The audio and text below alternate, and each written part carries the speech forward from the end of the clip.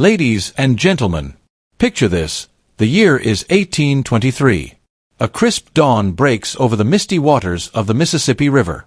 A lone trapper stands ankle-deep at the shoreline, his breath curling in the cold air. His family is hungry, the winter stores are almost gone, and today, the river is both his salvation and his greatest danger. We often imagine the American frontier as a land of bison hunts, gold prospectors, and wagon trains. But for thousands of settlers, pioneers, and trappers, the lifeline wasn't a rifle or a plow. It was a fishing line cast into wild, untamed waters. And in those waters lurked not just food, but deadly challenges. The fish that fed the frontier were not the docile, farm-raised fillets you find in a supermarket today.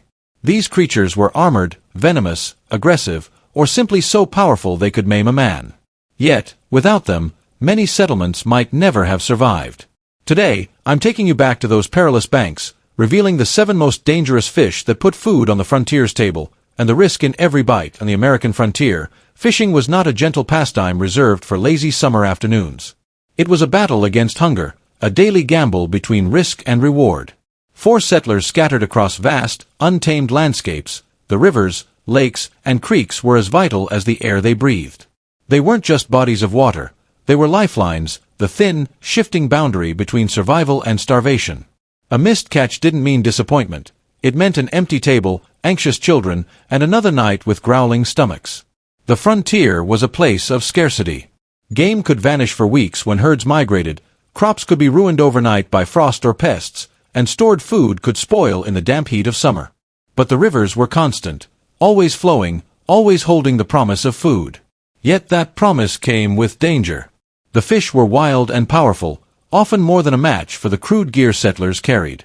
There were no lightweight fiberglass rods, no factory-made hooks, no safety nets.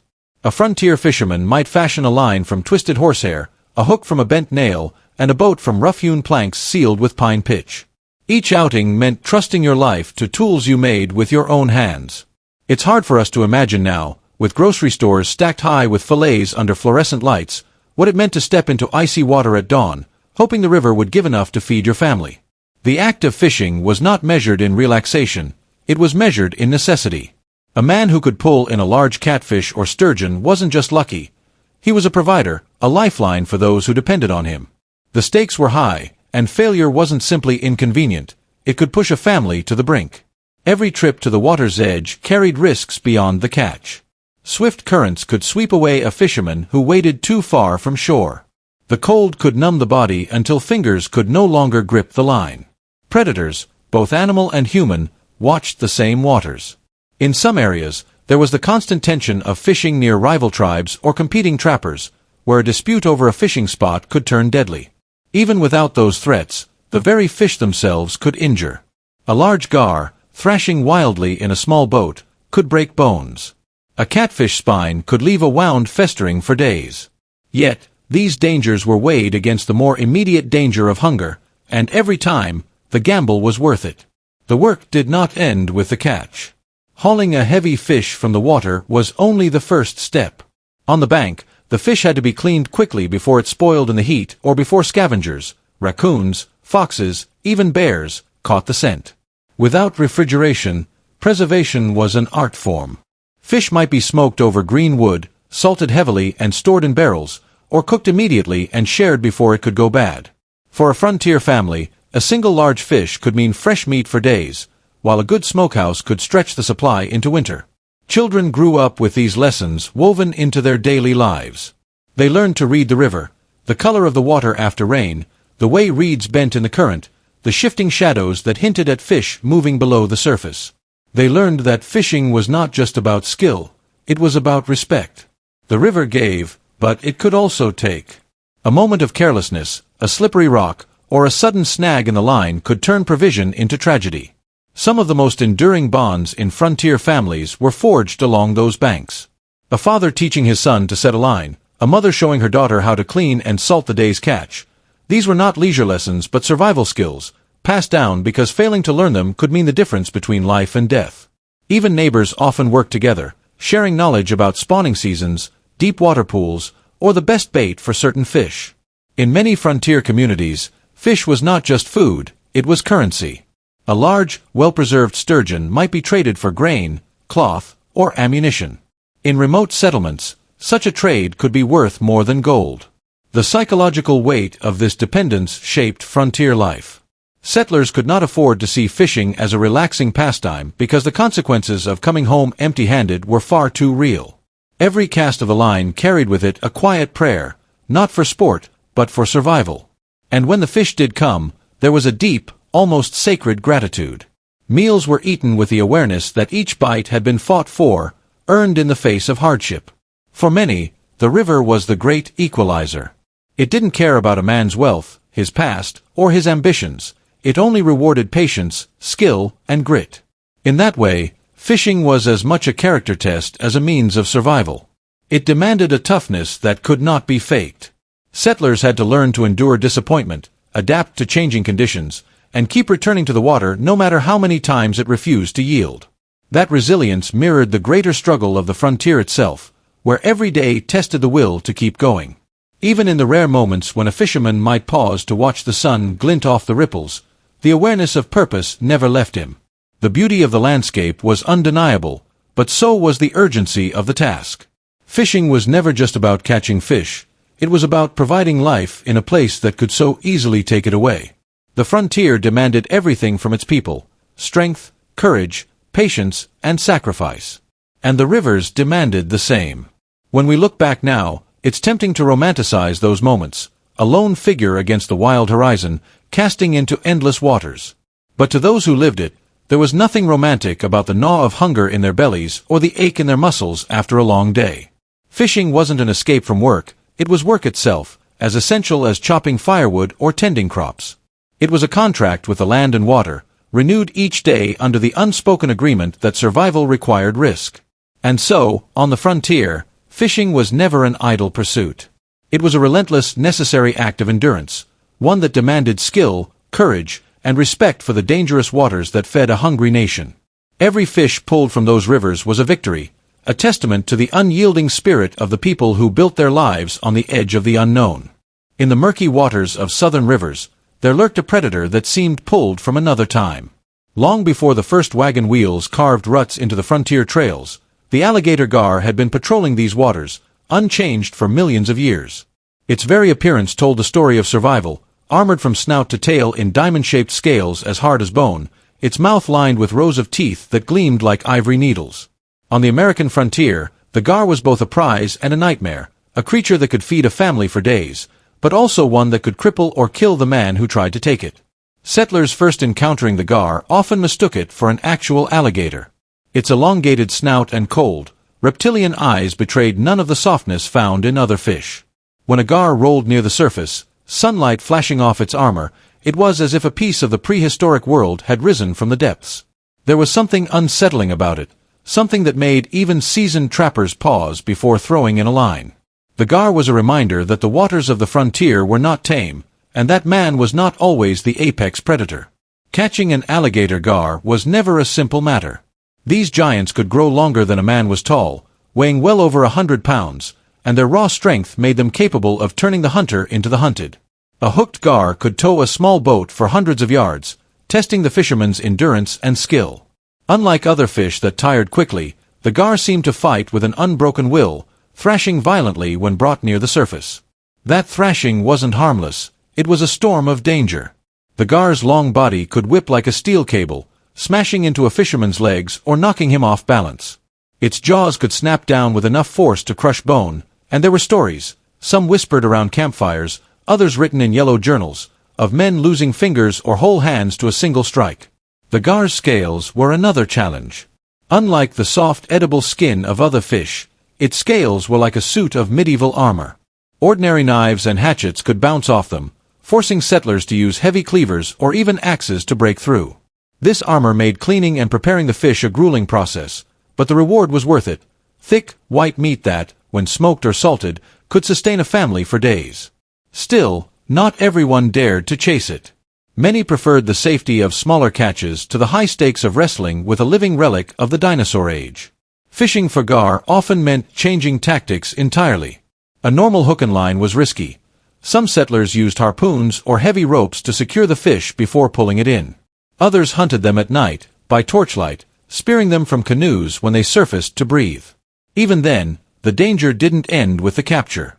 Hauling a live gar into a small boat was a gamble. The fish could erupt in a frenzy of thrashing, smashing gear, bruising shins, and driving sharp teeth dangerously close to human flesh. Many experienced fishermen tied them to the side of the boat, letting the fish tire itself in the current before daring to bring it aboard.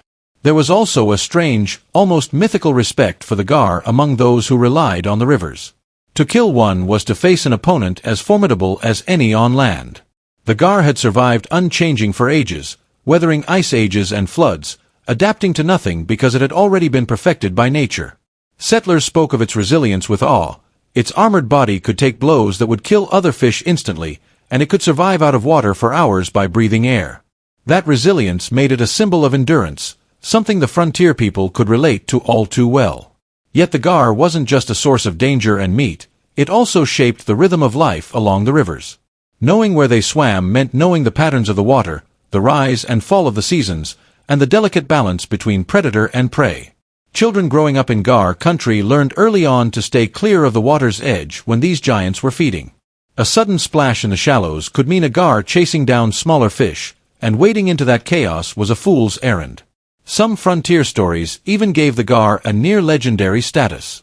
In certain river towns, tales circulated of gar so massive they could overturn a ferry, or of one that dragged a stubborn fisherman a mile downstream before breaking free. While such accounts may have been exaggerated over campfire flames, they held enough truth to keep the gar's reputation intact. The danger was real, the injuries were real, and the respect for this living relic was earned. Despite its fearsome nature, the gar was essential to many communities. In times when game was scarce or crops failed, catching one meant not just survival, but security. The meat could be dried and stored, traded for goods, or shared among neighbors. In that way, the gar played a quiet but important role in the survival of settlements along the rivers of the South and Midwest. For every risk it posed, it offered an equally valuable reward, a lesson in the dangerous bargains of the frontier. To face an alligator gar was to face the very spirit of the untamed frontier, ancient, unyielding, and utterly indifferent to the struggles of man. It demanded skill, patience, and courage. And for those willing to meet it head-on, it could mean the difference between a meal on the table and another night of hunger. In the shallow backwaters and swampy edges of America's frontier rivers, there lurked a fish that carried many names: dogfish, mudfish, grinnell. To the people who depended on the water for their survival, it was known by its proper name, bowfin. It was not a fish that inspired admiration like the trout, nor did it have the grandeur of the sturgeon. Instead, the bowfin earned a reputation for being mean, stubborn, and downright dangerous when challenged. The bowfin wasn't large enough to flip a boat like a giant catfish or armored like the prehistoric gar, but it had a different kind of menace. Its power came from the way it fought, relentlessly, without pause, as though it were insulted by the very idea of being caught. Once hooked, a bowfin didn't thrash wildly in the first few moments and then give in like many other fish. It fought from the moment the line went tight until the second it was either landed or lost. And often, it was the fisherman who lost. For settlers, the bowfin was both a blessing and a hazard. Its flesh could provide a fresh meal when other fish were scarce, and in many places, it was one of the few catches available in the stagnant, weed-choked waters of summer. But the danger lay in handling it. The bowfin's mouth was lined with rows of sharp, conical teeth, not large enough to sever a finger in one bite, but sharp enough to slice skin to the bone. An inexperienced fisherman might think the danger was over once the fish was in the boat, only to find himself bleeding moments later when the bowfin lunged and clamped down on his hand. Unlike some fish that tired quickly once hauled in, the bowfin seemed fueled by rage. Old trappers would swear that a bowfin would keep fighting even hours after being caught, thrashing violently in a basket or on the floor of a skiff.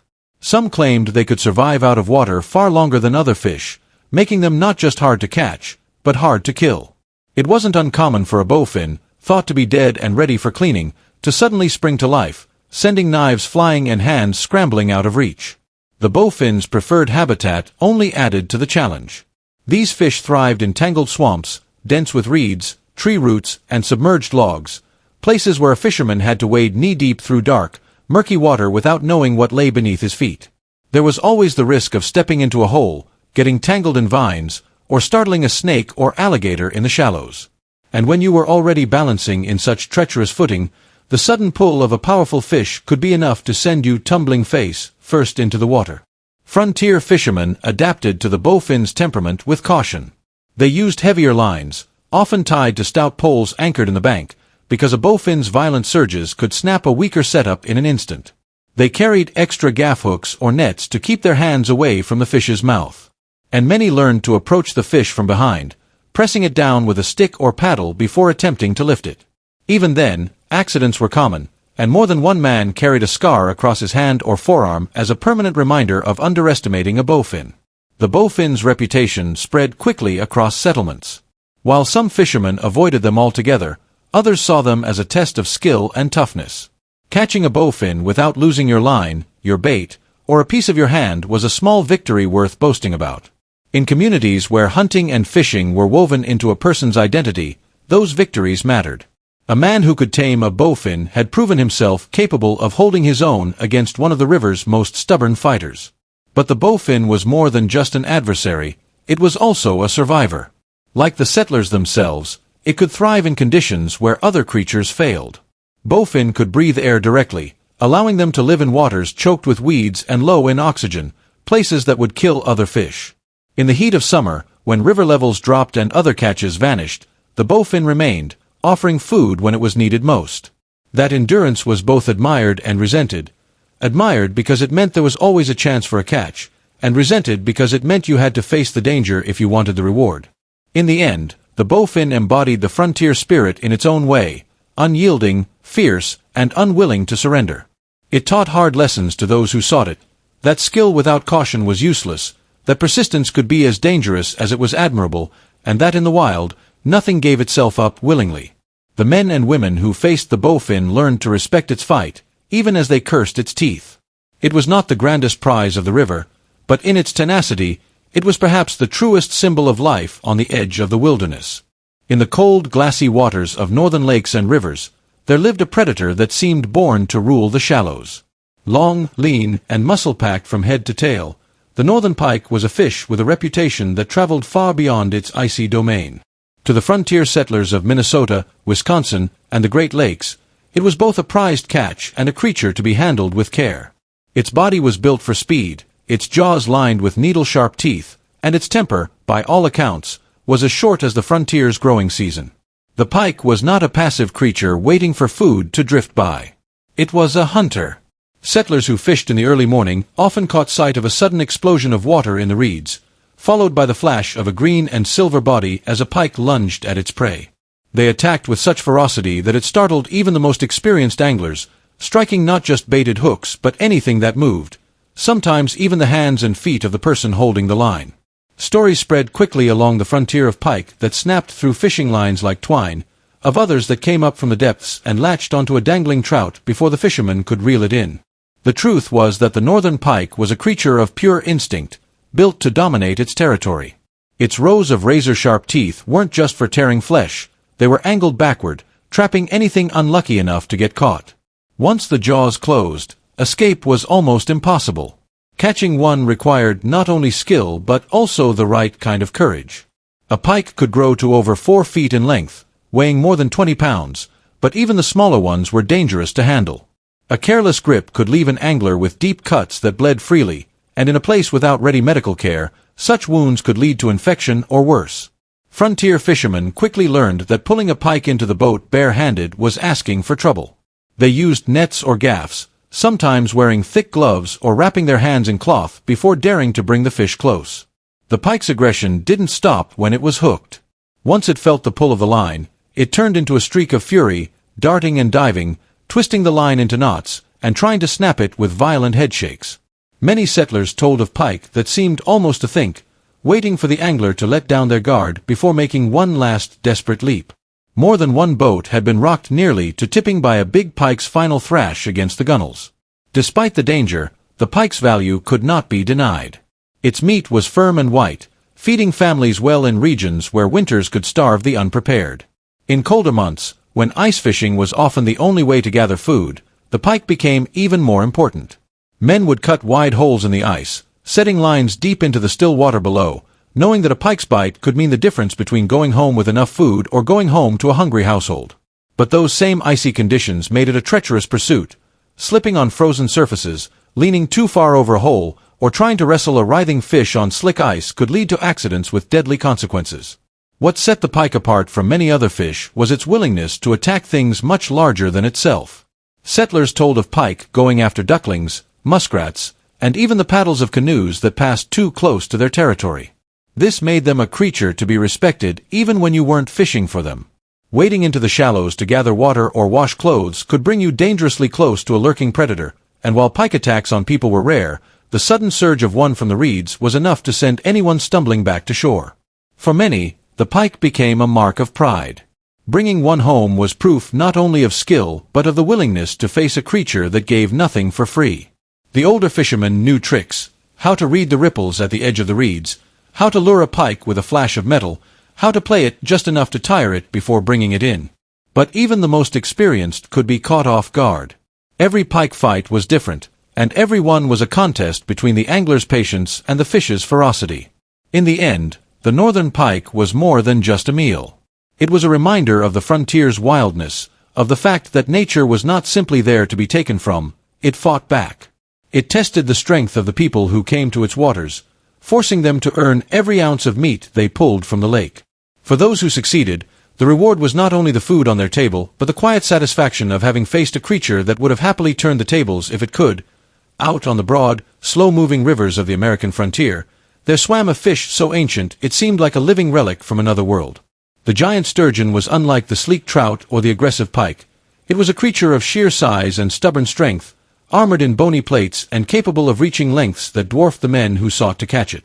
Some claimed they grew to over 10 feet long, weighing several hundred pounds, and while such tales sometimes stretched the truth, there was no denying that these fish could make even the hardiest fishermen feel small. Catching a sturgeon was never a matter of quick reflexes and light tackle. This was a slow, grueling contest of endurance between man and fish, where the river itself seemed to join the fight. The sturgeon would strike not with sharp teeth, they had none, but with sudden bursts of muscle that could yank a man's arms near out of their sockets. Once hooked, they could tow a small boat for miles, their massive tails sweeping through the current like oars. Many an angler underestimated their strength, only to find themselves being pulled downstream faster than they could row back. The real danger came when the fish broke the surface. Unlike most catches, which thrashed in a panic, sturgeon had a way of coming up like a breaching whale, sudden, explosive, and without warning. Their sheer bulk could slam against a boat with enough force to knock a man overboard or even capsize the craft entirely. There were stories of fishermen who went out with a companion and came back alone, their partners swept away in the churning river after a sturgeon's violent leap. In waters where the current ran strong and the banks were steep, a fall like that could mean drowning before help could arrive. Frontier fishing for sturgeon was often done from low, narrow boats that were easy to maneuver but dangerously unstable when fighting something so large. It took more than one man to safely handle the task. One would work the line while the other manned the oars, keeping the boat steady and trying to guide the fish toward shallower water. But the sturgeon seemed to sense this tactic, fighting hardest just when it was closest to being landed. In those final moments, a desperate lunge could undo an hour of work, snapping lines, breaking poles, and leaving the fisherman with nothing but sore arms and a story of the one that got away. Yet the risk did not stop the pursuit. Sturgeon meat, though not as tender as smaller fish, was valuable, and its roe, when prepared properly, was considered a delicacy worth the danger. In lean seasons, a single large sturgeon could feed an entire family for days. Its sheer bulk made it a prize worth bragging about, and in some communities, landing one was proof of a man's strength and skill, a sign that he could wrestle a living giant from the water and win. But it wasn't just the fight or the food that made the sturgeon a frontier legend, it was its age. These fish could live for decades, even centuries, which meant that some of the great river sturgeon had been swimming those waters long before the settlers arrived. To the indigenous peoples who had fished those rivers for generations, the sturgeon was more than just prey. It was a creature bound to the history of the land, a survivor of floods, droughts, and the passing of countless seasons. Settlers who learned these stories began to look at the sturgeon with a kind of reverence, though the hunt remained as fierce as ever. There was also the matter of luck, or perhaps fate. Sturgeon didn't bite the way other fish did. They were bottom feeders, often hooked only when the bait was presented at the right place and the right time. A man could spend days on the water without so much as a nibble, only for another to hook a massive fish within minutes of casting. This unpredictability made each encounter feel momentous, as though the river itself had decided whether or not you would earn the chance to face one of its giants. When a sturgeon was finally landed, the celebration was loud and long. Men would gather at the docks to see the catch laid out, stretching longer than the boat that carried it. Children would run their hands along its rough, plated skin, marveling at the size, while the fishermen told and retold the tale of the battle. And though each telling might gain a few embellishments, perhaps the fish was a foot longer or the fight lasted an hour longer, no one doubted the danger. The river sturgeon was not a predator in the sense of teeth and speed, but in the realm of power and presence, it was unmatched. It could overturn boats, drag men through the water, and vanish into the depths with the quiet finality of a creature that had seen 1,000 such encounters before. To face one was to stand against a living monument of the river's might, and to bring one home was to prove that man could, on rare occasions, bend that might to his will. And the warm, muddy backwaters of the southern frontier, where the rivers ran slow and the air hung thick with humidity, there lived a fish that looked as though it had been pulled straight out of the age of dinosaurs. The alligator gar was no ordinary catch. Its long, armored body was built like a spear, its snout packed with rows of sharp, interlocking teeth that gleamed white whenever its mouth opened. At first glance, it was easy to see how it earned its name. It bore an uncanny resemblance to the alligators that prowled the nearby swamps, and it carried the same air of ancient menace. To the settlers along the Mississippi, Red, and Trinity rivers, the gar was a creature to be both respected and feared. It could grow longer than a man was tall, sometimes weighing over 200 pounds, with scales so thick and tough that a knife could barely scratch them. Those scales were like nature's armor, deflecting most hooks unless they were set with perfect precision.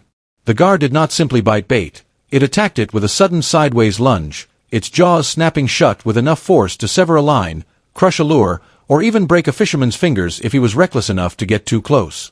The danger of the gar wasn't only in its teeth, it was in its fight.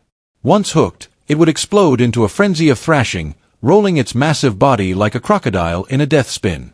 In the narrow, low-sided boats favored by many frontier fishermen, such violence could be catastrophic. There were tales of men being knocked off balance and pitched into the water, suddenly finding themselves face to face with a furious fish that, unlike most, didn't always try to flee. The gar's headshakes could rip the hook free, sending it whipping back through the air like a steel sling, sometimes embedding it in wood or in flesh.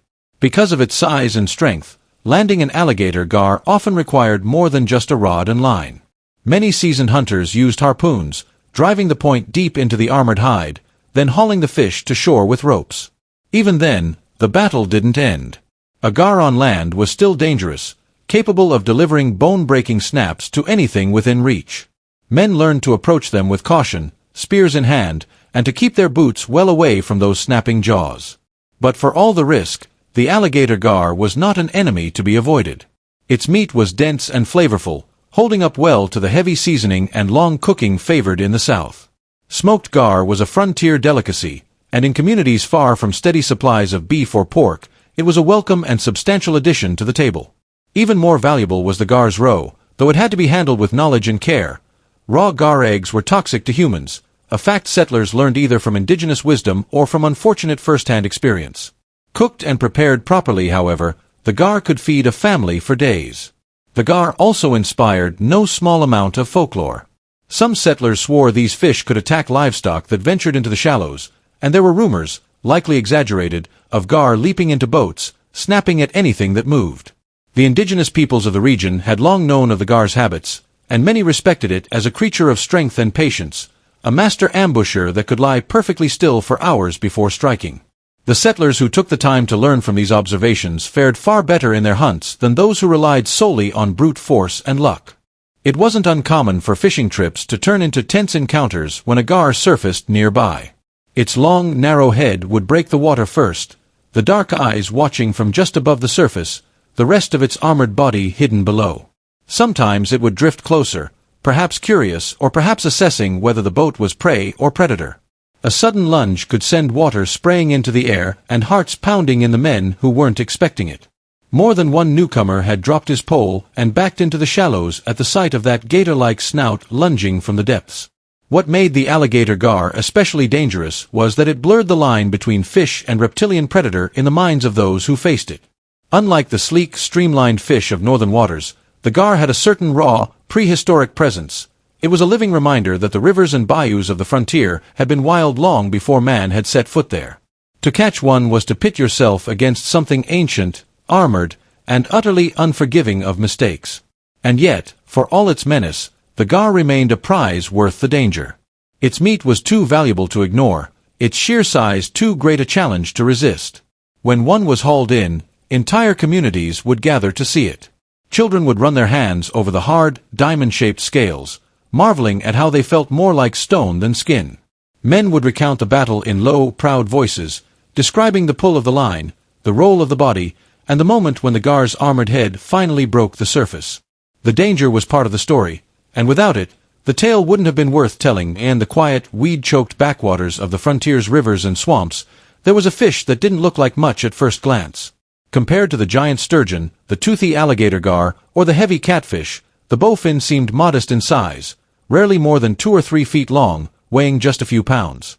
But the settlers who fished these waters quickly learned that size had nothing to do with danger. The bowfin was a fighter in every sense of the word, and it had a mean streak that could surprise even the most seasoned fisherman.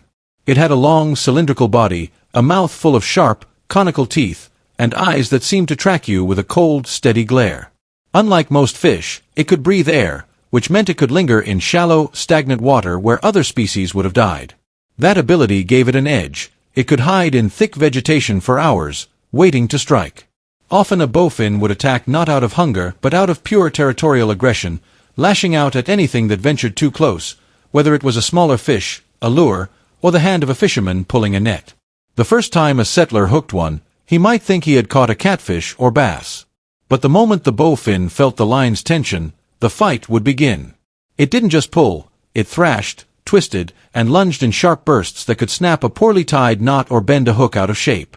Even when pulled into the boat, the danger wasn't over. A bowfin could and would bite, clamping down on anything in reach with a surprising amount of force for its size. Many a man bore small, crescent-shaped scars on his hands from being careless when removing a hook. The bowfin had another unnerving trait: it didn't die easily. Even after being hauled ashore and lying still in the grass, it could suddenly lunge or snap, startling the unwary. This resilience became part of its reputation, and some swore that a bowfin wouldn't give up its fight until the very last flick of its tail. In a frontier world where people respected anything that endured, that stubbornness was almost admirable. Almost. There were stories, of course, some true, some inflated, about bowfin attacks. One tale told of a boy wading in a shallow creek to catch frogs, only to have a bowfin shoot out from beneath a log and bite his foot hard enough to draw blood. Another told of a settler who pulled up a fish trap and found the bowfin inside still alive after 3 days without fresh water, snapping at him as though the fight had just begun. The more these tales spread, the more the bowfin became a kind of small-scale river villain, the kind that could turn an ordinary day of fishing into a battle. For the indigenous peoples of the region, the bowfin had long been known as a stubborn, tough fish, not especially good eating compared to other species, but worth catching in lean times. Some used its resilience to their advantage, keeping it alive in baskets or traps until it was needed for food. The settlers took note of this, but many still considered it a nuisance, a fish that tore up nets, scared away other catches, and risked injuring those who handled it carelessly. Still, it had its uses. The meat, though coarse and sometimes muddy tasting, could be made palatable when smoked or heavily seasoned. And for some fishermen, the challenge of catching and subduing such an aggressive creature was reward enough. It was a fish that tested your reflexes, punished your mistakes, and made you earn every ounce you pulled from the water. Part of the bowfin's menace came from where it lived. The shallow, murky places it preferred were not the comfortable fishing spots of clear lakes or open riverbanks.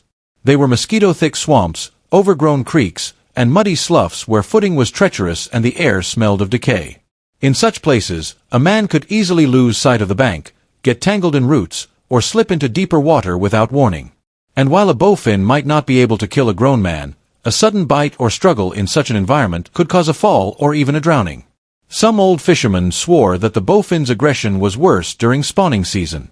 In spring, when they guarded their nests in the weeds, they would attack almost anything that moved nearby. More than one settler trying to spear frogs or gather reeds had been startled by the sudden splash and snap of a bowfin striking at his feet. The knowledge spread fast. You didn't wade barefoot in bowfin waters if you wanted to keep all your toes intact. The bowfin was proof that danger on the frontier didn't always come in the largest or most obvious package. It wasn't a river monster in size, but in spirit, it was every bit the equal of its bigger, toothier cousins. It fought harder than it had any right to, bit with a savagery that caught many off guard, and survived in places where nothing else could. For those who underestimated it, the bowfin delivered a painful lesson. In the wild waters of the frontier, even the small fish could be deadly. In the sunlit shallows of the American frontier's warmer rivers, there swam a fish as beautiful as it was treacherous, the long-nosed gar. At first glance, it didn't look like a creature of menace. Its sleek, narrow body shimmered with silver and gold, catching the light like polished metal. But its name wasn't poetic, it was practical. The long, slender snout stretched forward into a needle-like weapon, lined with sharp teeth set in perfect alignment, ready to pierce and hold whatever prey it chose. For the settlers who came to know it, the long-nosed gar was a lesson in deception. It would lie motionless just beneath the surface, its stillness so perfect that it could be mistaken for a drifting stick or a piece of waterlogged debris. But when a smaller fish passed too close, the gar would explode into sudden motion, twisting and striking with the speed of a whip. The kill was instant. Its teeth acted not just to bite, but to hold, digging in so deeply that escape was almost impossible once the jaws closed. Hooking a long-nosed gar was easy enough, landing one was another matter entirely.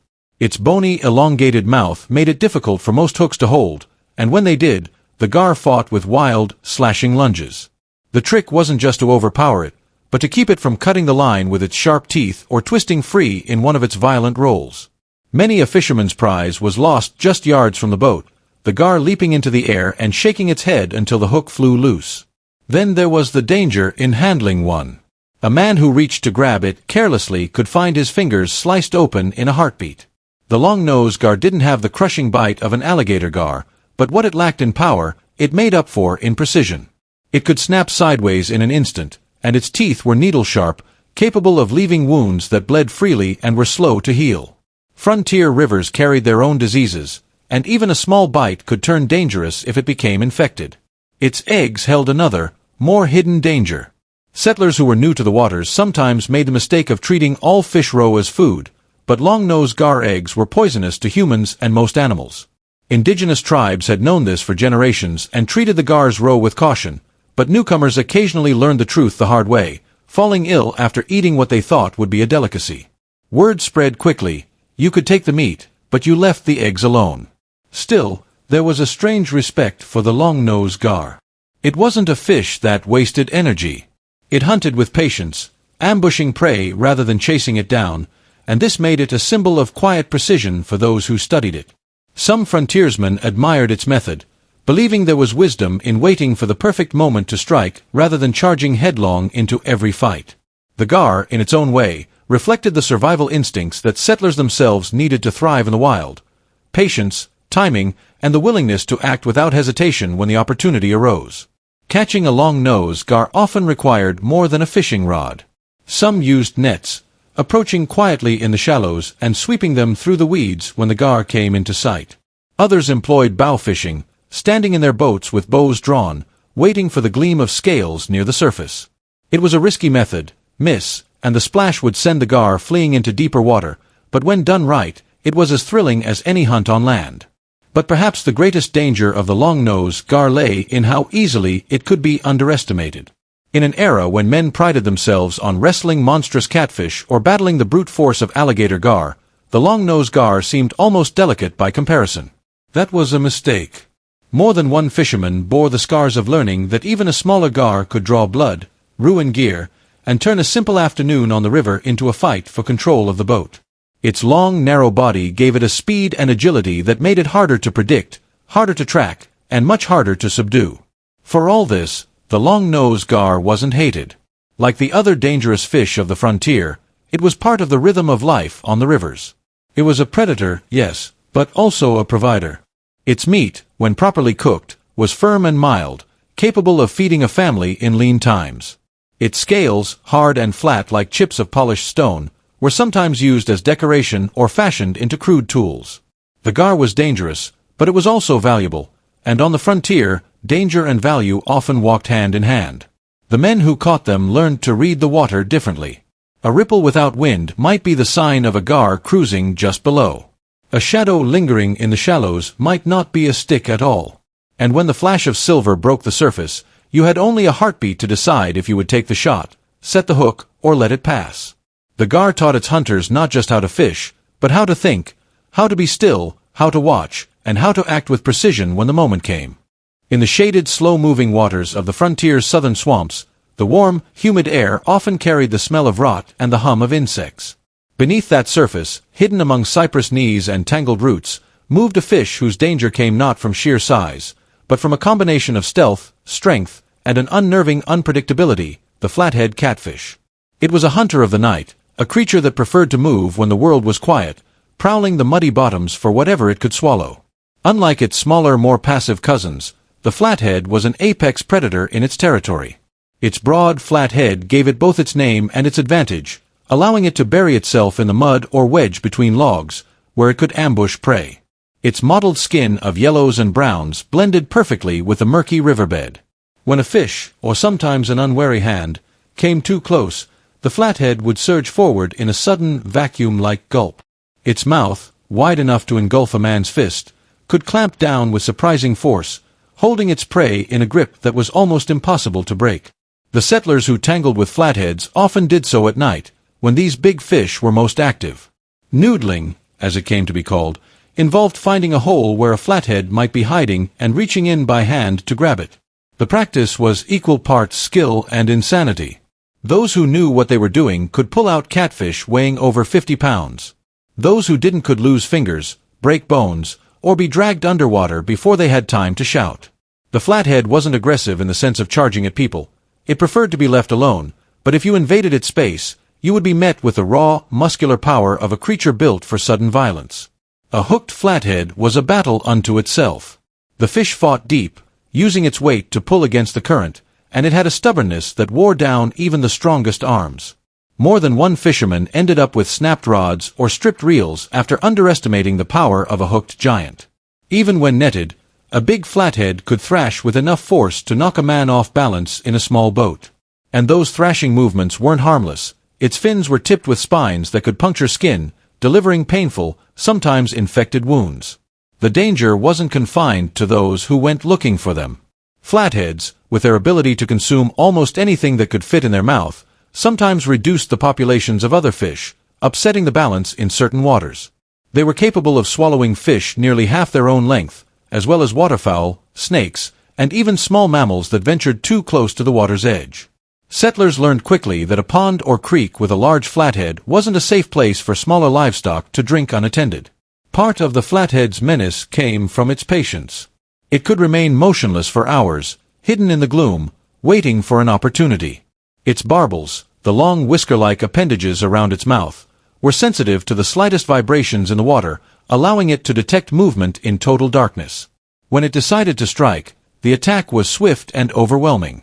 Those who were pulled underwater during noodling often described it as if the bottom itself had come alive and swallowed them whole. Stories of flatheads grew in the telling, as all frontier tales did. There were accounts of men being pulled off docks, of dogs disappearing into the water with barely a splash, and of monstrous specimens so big that 2 men were needed just to hold them for a photograph. The largest caught in those days became legends, with weights exaggerated until they rivaled small bears. Whether all the details were true didn't matter, the effect was the same. The flathead catfish earned its place among the feared creatures of the rivers. Still, like many dangerous things on the frontier, it was also valued. The meat of a flathead was firm, mild, and plentiful, making it a prized catch for those who could land one. A single big fish could feed a family for days. But the taking of such a fish was never without risk, and that risk became part of the prize. Flathead hunters wore their scars as badges of honor, proof that they had gone into the murky darkness and come back with more than just a story. For newcomers, the flathead was a lesson in respect. You didn't wade into unknown waters without caution. You didn't stick your hands into holes without knowing what might be inside. And you didn't assume that danger only came in the form of teeth and speed. Sometimes it came in the form of a slow-moving shadow, a silent shape resting in the mud, waiting for the right moment to remind you that the river had its own rules, and they were not yours to break. Where the rivers widened into still backwaters and the sunlight turned the water a murky green, there lurked a fish whose reputation was as heavy as its armor, the bowfin. To most settlers, it wasn't just another fish, it was a living relic, a creature that seemed older than the land itself. Its body was long and muscular, its back lined with a dorsal fin that stretched almost from head to tail, rippling like a ribbon when it swam. Its head was broad and bony, and its jaws could snap shut with startling force. To those who fished frontier waters, the bowfin was a fighter, a survivor, and a menace all in one. Bowfin were unlike most other fish the settlers encountered. They could breathe both in water and at the surface, gulping air when oxygen in the water ran low. This ability meant they could thrive in the stagnant, swampy areas that other fish avoided, dark, mosquito-ridden places where the air hung thick and the water smelled of decay. For the settlers, these were often the same waters they relied on during dry spells, and the bowfin claimed them with quiet authority. Catching one was never a simple affair. The bowfin's mouth was lined with rows of sharp teeth, smaller than a pike's but no less dangerous. A careless hand near its jaws could be rewarded with a deep, tearing wound. Even once hooked, a bowfin didn't just fight, it thrashed, twisted, and rolled violently, often tangling or snapping the line. Its body was pure muscle, and it seemed to have a will to survive that went beyond instinct. Many a fisherman swore that a bowfin could fight harder, pound for pound, than any other freshwater fish. The danger extended beyond the fight itself. The bowfin had a habit of striking bait suddenly and then retreating into heavy cover, logs, weeds, or root tangles, where the risk of losing it and half your tackle was almost guaranteed. To pull one out, you often had to wade into the water, which carried its own hazards. Snakes in the shallows, leeches underfoot, and the constant possibility of stepping on something that would rather bite than be stepped on. Settlers learned quickly that bowfin were not to be underestimated. They were opportunistic predators, feeding on fish, frogs, crayfish, and even small waterfowl. A school of juvenile ducks paddling too close to a lurking bowfin could vanish in a flurry of splashes. For those raising livestock near the water, the bowfin's presence was one more reason to keep an eye on the shoreline. The resilience of the bowfin was another reason it earned both respect and fear. Pulled from the water, it could survive for hours in damp conditions, thrashing with violent bursts of energy long after other fish would have gone still. Some claimed that this stubborn vitality was proof of its ancient lineage, linking it to fish that had swum in prehistoric seas. Whatever the truth, it meant that even after you thought the fight was over, the bowfin could still surprise you. For those who sought it deliberately, there was an unspoken understanding. The bowfin was not for the faint-hearted. You had to be ready for a battle that was as much about endurance as strength. The fish didn't simply submit, it tested you, pulling you deeper into weeds, lunging away in last-ditch runs, and even leaping when you thought you had it under control. A seasoned fisherman knew to keep the bowfin at arm's length, both to avoid its teeth and to keep its thrashing body from tearing loose the hook. Some settlers despised the bowfin, calling it a mudfish or dogfish, and blaming it for reducing the populations of more desirable species like bass or perch. Others saw it as an underappreciated challenge, a fish that could provide a good meal if you knew how to handle its strong, oily flesh. Whatever their opinion, none denied that the bowfin was a survivor, and in the unforgiving world of the American frontier, survival was its own kind of danger. The bowfin taught lessons to those willing to learn.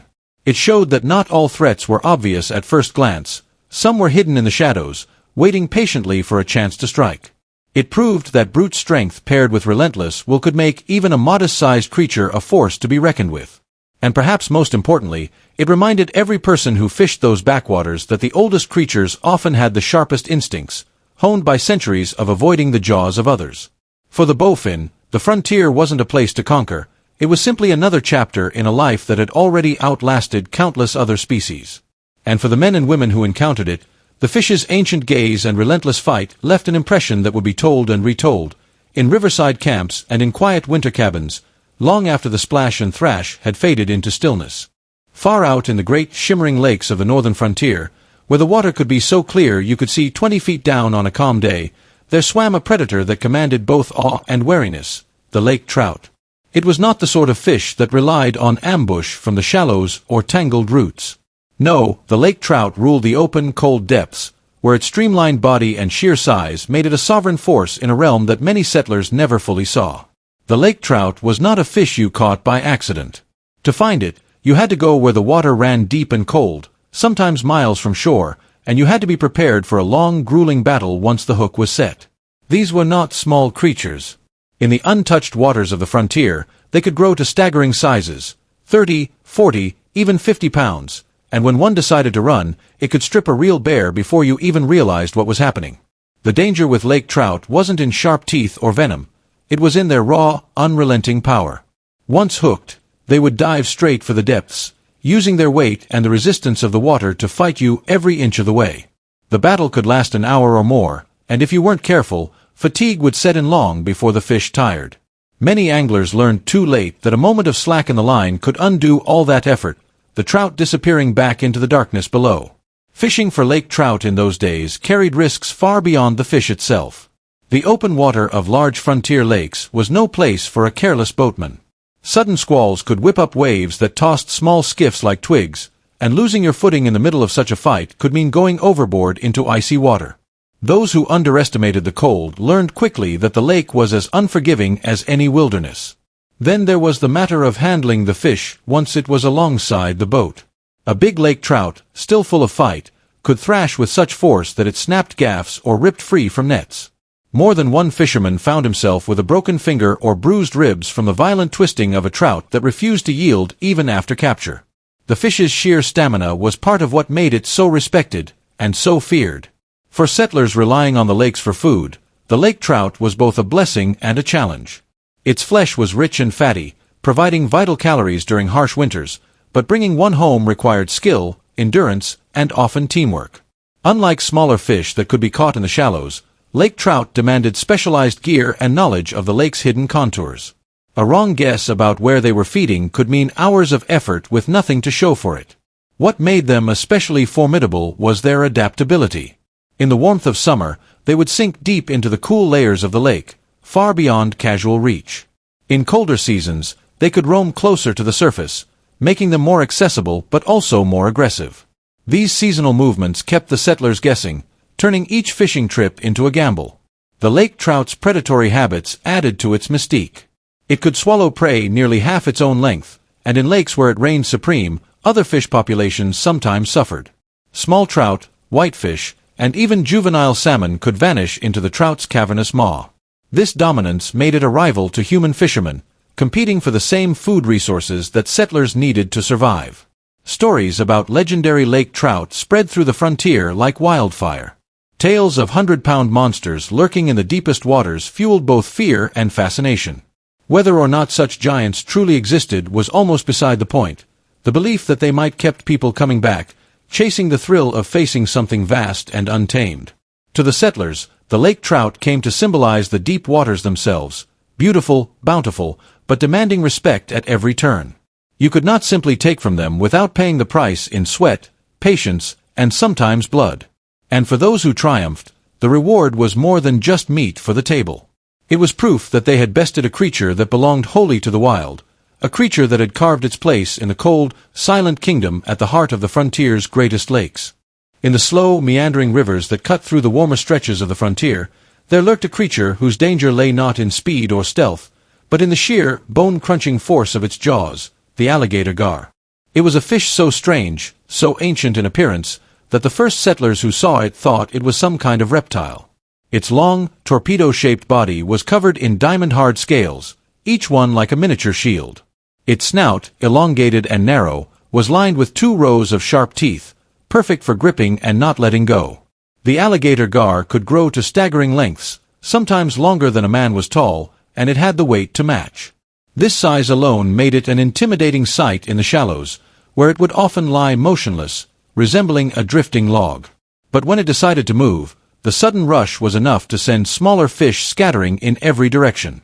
To those who fished the rivers, it was a predator to be respected, for it had both the patience to wait and the power to strike with devastating effect.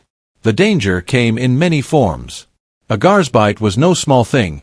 Its teeth could puncture flesh and even damage bone if they caught you wrong. For settlers fishing from small boats or riverbanks, a hooked gar could turn into a dangerous opponent in seconds. Once on the line, It would thrash and roll violently, using its long body like a whip.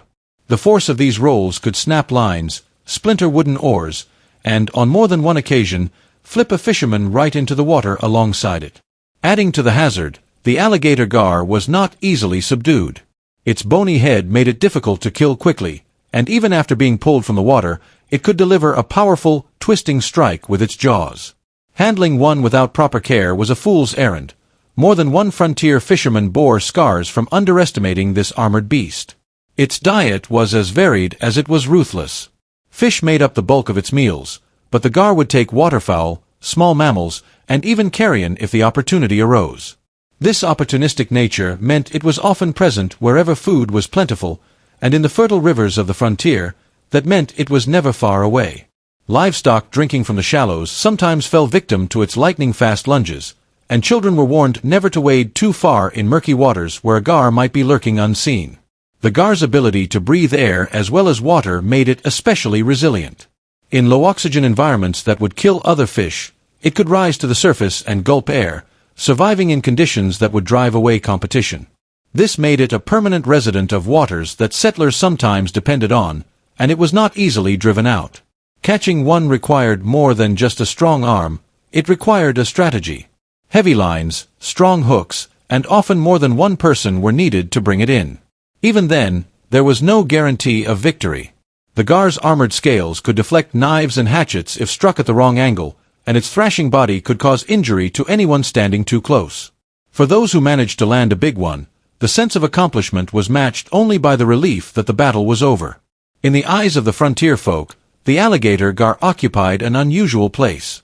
It was feared for the harm it could cause, yet it was also respected as a symbol of the river's untamed spirit. Its flesh was edible, though not as highly prized as other fish, and its scales were sometimes used for tools or decoration. But more than anything, the gar represented a challenge, a living reminder that not all dangers wore fur or walked on four legs. Tales of monstrous gars became part of local lore. Campfire stories told of beasts the size of small boats, with jaws wide enough to swallow a man's arm whole. Whether these stories were fact or fiction hardly mattered. They served their purpose in keeping people wary of the waters. Even the most seasoned river hands admitted that when they saw a dark, log-shaped shadow slide silently beneath their boat, they tightened their grip on the oar and kept their feet well clear of the edge. For the settlers, surviving alongside such creatures meant adapting. They learned to read the water, to sense when something was lurking just out of sight. They understood that a moment's inattention could mean losing more than just a catch. And in that understanding, there was a grudging respect, not just for the alligator gar itself, but for the wild frontier waters that had shaped it into such a formidable predator. And so, from the shallowest creeks to the deepest lakes, from warm southern backwaters to icy northern depths, these 7 dangerous fish shaped the lives and fortunes of those who dared to fish the wild frontier. They were more than food. They were trials, opponents, and teachers. Each one carried its own brand of danger, demanding courage, skill, and a respect for the waters that birthed them. For the settlers, survival was never about conquering the land or taming the rivers. It was about learning to live with the wild, sometimes taking from it, sometimes being taken by it, but always recognizing that its strength was older and greater than their own. The fish were part of that truth. They were living reminders that the frontier was not a place for the careless or the weak. Even now, the rivers still run, the lakes still hide their shadows, and the descendants of those same fish still patrol their watery kingdoms. They carry with them the same ancient instincts, the same fierce will to survive. And if you ever find yourself on the edge of those waters, line in hand, heart pounding, you may feel what the settlers once felt, the thrilling, humbling knowledge that somewhere beneath the surface, something powerful and untamed is waiting, and you are on its hunting ground.